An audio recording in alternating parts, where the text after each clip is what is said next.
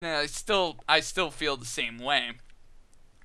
But yeah, uh, that angsty whole year, I also got really into gaming because I sort of stopped playing all of my sports, stopped bowling, all the stuff I typically did. I went and sort of sunk all the troubles into Mario 64. And that's sort of how I coped that year. And it was a good mechanism. Uh, Also, just for shits and giggles, I wrote down that I took boating classes and earned my boater's license at the age of 14. But that's typical around here. Oh man, that's just a stupid random fact. But hey, I wrote it down.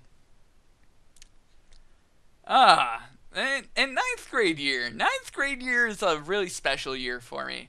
It was sort of the year that I got popular, and sort of the year over the summer I sort of had my growth spurt where I was like 4'10" and squeaky voice to being like, oh my god, this voice that I have now, And I sort of went from 4'10" to like 5'7" over the course of a summer, and obviously the minute you're not super short anymore, you're popular.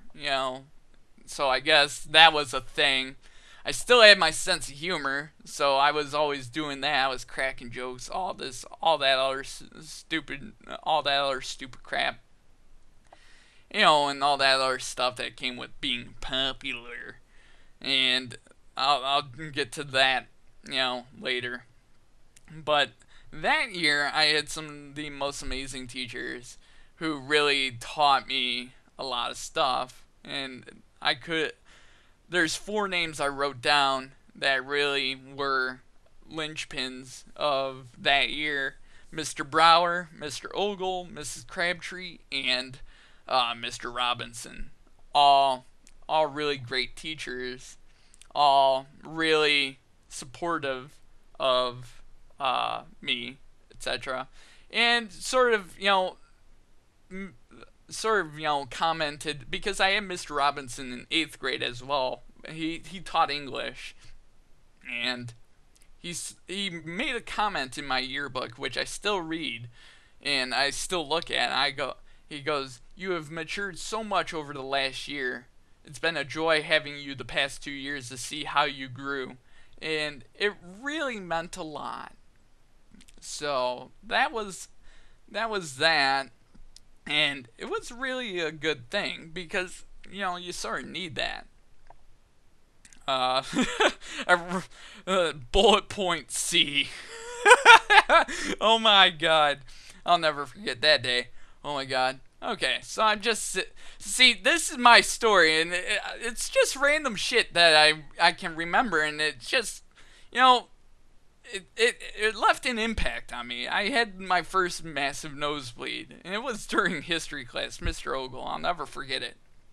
Okay, and it's genetic, so I ran. Oh my god, I was bleeding everywhere. There was a trail of blood from my nose on the ground. So I'm there. I have it streaked all down my arms as I'm sitting in the office after I ran into the bathroom to get paper towels to put on my face. Uh, and that that they the whole place was worried about me, and they were like, oh my god. They had, little did I know, they had an ambulance out there. Got my nose cauterized, called my mom, got taken to the hospital, got nose cauterized. The first time I had that happen, probably of the 20 times it's happened since, got that cauterized, and basically, they melt the skin together using chemicals to stop that wound in there. And it's a genetic thing. My uncles all suffer from it. But, it what my teacher told my mom at the parent teachers conferences, though, was all the students, literally some of the students were crying in the classroom because they thought I died. which really made me feel good, inside because, it really truly, it makes you feel good that, you would be, missed, quote unquote, you know. But yeah, I had a few people in that class scared. And it sort of stuck with me. All my, it sticks in my head as something memorable. And I hope these stories aren't too boring for you or anything stupid like that. So, one of the other things that was a big thing in my life, and really it sparked an interest, was a trip to Washington, D.C., which I went on in that year. Uh, and basically, you did the typical school stuff where you went on that school trip on DC and you go to the Capitol building, do all that stuff. Uh, I went to Baltimore, beautiful city Baltimore is. Went to Gettysburg, which it's fresh in my mind. Gettysburg, that town's a beautiful town. It's sort of a tragic town too. And the most memorable thing, besides seeing Arlington in the National Cemetery, was when I was on the Capitol building steps. We had a scheduled meeting with our senator from the state of Michigan, Carl Levin, and we did that. And then we were given a little bit of room to maneuver. Okay, so we sort of were standing around, and I saw this guy come down the steps of the Capitol building, and it was the other senator from Michigan, at the time, Spencer Abraham. And I go, I know you. And he just stops, and he had a smirk on his face, and he goes, oh, yeah, who am I? I go, you're Spencer Abraham. I go, you're Senator Spencer Abraham. He goes, oh, yeah, that's definitely true. He goes, where are you guys from? Oh, Shelby Township, Michigan.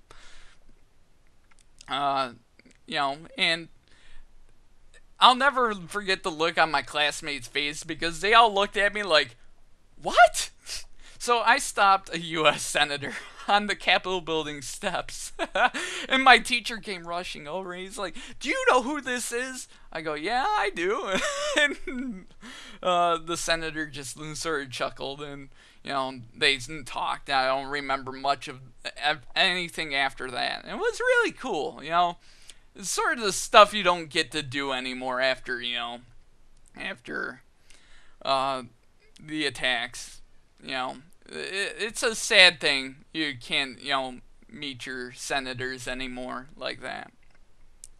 So that was my ninth grade year. So let's move on to 10th grade. 10th grade, really the summer before that, I sort of looked at myself, and I didn't like that I was popular. And the fact how popularity made me feel. I felt really not good about myself being popular, in the fact that, it sort of changed me into being a little bit more mean. So I was like, I saw that as a personality flaw, and I was like, I don't really want this anymore. So I over the summer, I sort of was like, I don't want this. I want to be me. I go, what would my grandmother think of this? And really, that's the question I asked. Because I always looked at it and, measured back. And I knew she would have been disappointed. And I was like, no, I'm not doing this. So I feel like I matured that summer. And in 10th grade, I quieted up, got rid of that rebellious streak in me. I had quite a rebellious streak. And I sort of got rid of that. But I also went to a high school where my graduating class was 800 people. And most of them were people I'd never knew or went to school with. So it was like I was starting fresh. most of the school district got redistricted, and I really didn't know anyone. And then I met someone that was really cool. I actually met two people that were really cool. And really, before I want to go there, it took a while to really meet anyone at that school. And the reason why I get so emotional and why you heard it in the Ocarina of Time Let's Play is that that was the year where I, didn't really know anyone. And in Ocarina of Time, I used Ocarina of Time as my getaway from that. And that's why I get super emotional about it. Because really, that was Ocarina of Time was the best friend.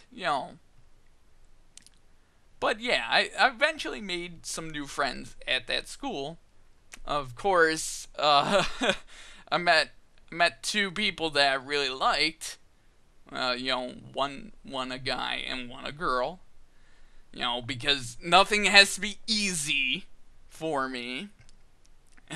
Because I have to like both. it believe me, it was really confusing. Oh my god. But yeah, both of them were pretty, cute. So one was a football player and the other one was, a bit eccentric, but she was a nice girl. I really liked her. Um, but yeah, she turned out to be my girlfriend that year. She was a bit eccentric. She was a different person. We enjoyed our company together, but we were just way too different, and that didn't last too long. You know, but it took a while to get adjusted. About 3 or 4 months of playing, Ocarina of Time straight through. You know, basically November-ish to January, I think, and then I met them, and then the rest of the year was me, sort of focusing on them, and really, really focusing on both of them, and but Ocarina, that's why I get so emotional about Ocarina of Time, because that game got me through a lot that year, because you sort of feel alone and no one's there. So really, 11th grade was really the year really nothing really happened. I mean, really, the only thing major that happened that time frame was basically like Easter and beyond that. I got my driver's license. And I got my driver's license in the summer right before senior year, and took driver's ed at 16 while everyone else was 14, because my mom said that I wasn't we that she didn't feel that 14-year-olds were ready at that time. And I don't feel like 14-year-olds are ready to drive at that time either. That's a big metal death trap, and that's what I've always been taught. But I hope this is not too boring for you, because really, this is only the beginning part. Oh my god. Alright, so 12th. And this is I sort of want to give you a background into me, because then I'll spin it forward. Alright, so 12th grade was the year that first friend from 10th grade and a few people at school found out about my other side, and I was mocked and teased for it. And the first friend was actually pretty cool about it, because he knew about my little crush, and he was pretty cool about it. Still hung out, but it wasn't the same.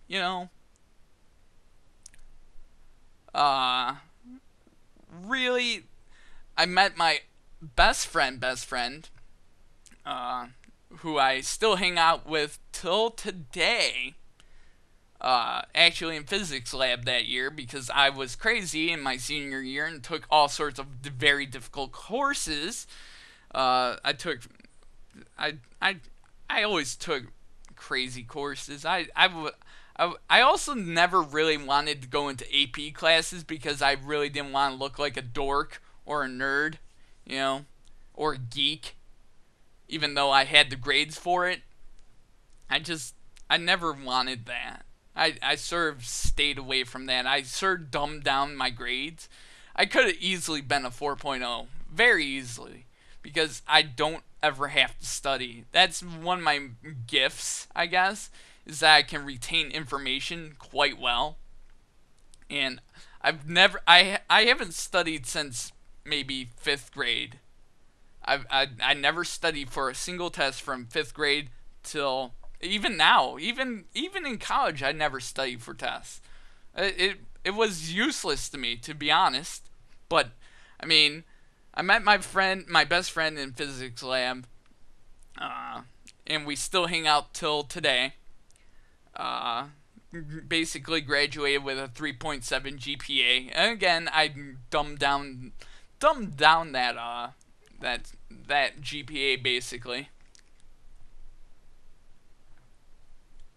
because I didn't want to feel different from the rest of anybody. You know, I sort of wanted to be an average person. But that was also the year that my uncle, the one that lived in our basement, and the reason I told the story, got diagnosed with throat cancer from smoking cigars and cigarettes, which is why I'm so anti-cigarette and anti-cigar. He had part of his jaw and tongue removed, had a trach,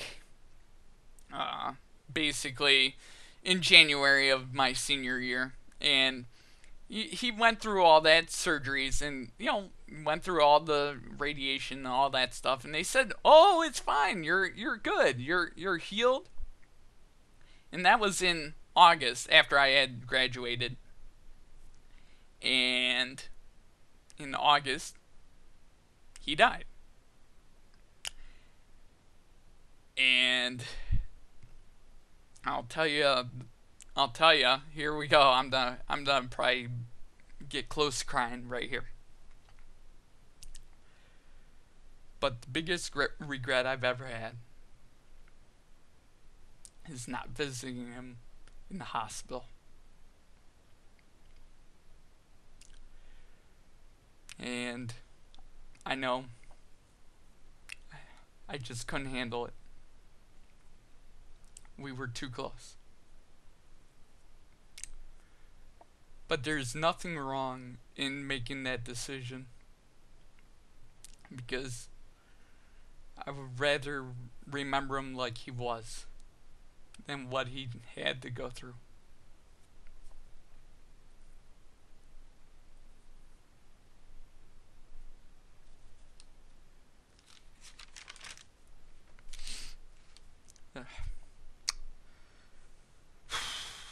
Alright, so that was that year.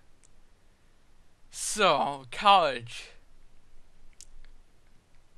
And, that was really the impetus for me getting into gaming, was that act. And really the reason why I love PlayStation 2 and really why I got really into gaming was because of that. So, but, I sort of, lost myself in PlayStation 2 games and sort of stuff like Final Fantasy or, any of that other stuff. Really, the big one that started it for me was Madden. I used to play that constantly, and it sort of, helped me cope with a lot of stuff. So that's really the reason I am a big gamer now, is because of that. So that's my big thing that got me really hooked into gaming, and that's why I'm a Let's Player now, and it's really, gaming's been a huge part of my life for over 10, 15 years now. And it's been a big part of my life. It just never was as big as it is now.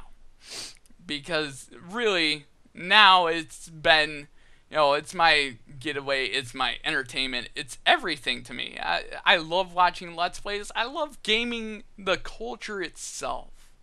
Because it's a very inclusive culture. That's why I love the Let's Play community. It's a very inclusive community. And it accepts everybody. And that's really the biggest thing. But yeah, I sort of went on a little bit of a tangent, but that's really why I got into games like, Luigi's Mansion, Super Mario Sunshine.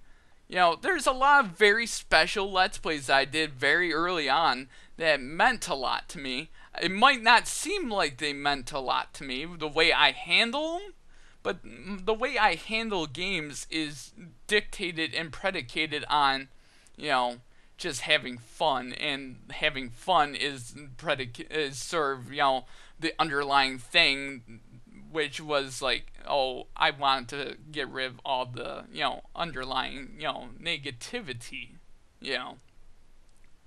So, next up, college years.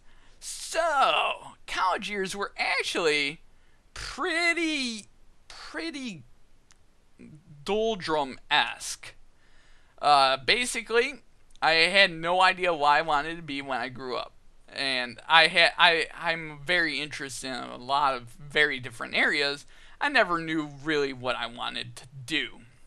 Eventually, I came to the realization I really liked computer science, and poli-sci was also another thing with a business minor as well. Those were my, three major things that I felt like, oh, I can do decent, I could go into a job in that. But really, I went to community college and sort of got my feet wet in numerous different areas, in numerous different fields. Like, I took philosophy courses, I took all sorts of different courses. Now, I can't even name any of them, many of them. But I was on the dean's list numerous times. You know, got my associates from community college, and I moved on, and I went to a university where I met a really nice looking dude, which was actually pretty good because it was the first time that I went up to someone and go, are you straight? You gay, or what? He's like, oh no, I'm straight, blah blah blah. And I was like, shit, really? But yeah, that was the first one of those, and I was like, ah. So that was my first time doing that, and it was a big step because at that point I was like ready to sort of do it, and then I was like, no, I shouldn't do it. Yes, I should. No, yes, no, yes. And it's sort of like the battle I've had for a while. And you'll hear how it ends sooner rather than later. But later the same year that happened, I met a girl. And that was from work. And we hit it off. And, I fell like head over heels. Madly in love. Like, oh my god. Like, oh jeez. If there's a long lost puppy, I would have been that long lost puppy, like yapping on her heels. That oh my god. Good lord. But yeah, that was me that year. We hit it off. It was a year thing, and we did the date thing, and then she cheated on me, and it broke my heart, and it still kind of hurts. I won't lie. But yeah, seriously, it, I mean, she was like perfect for me.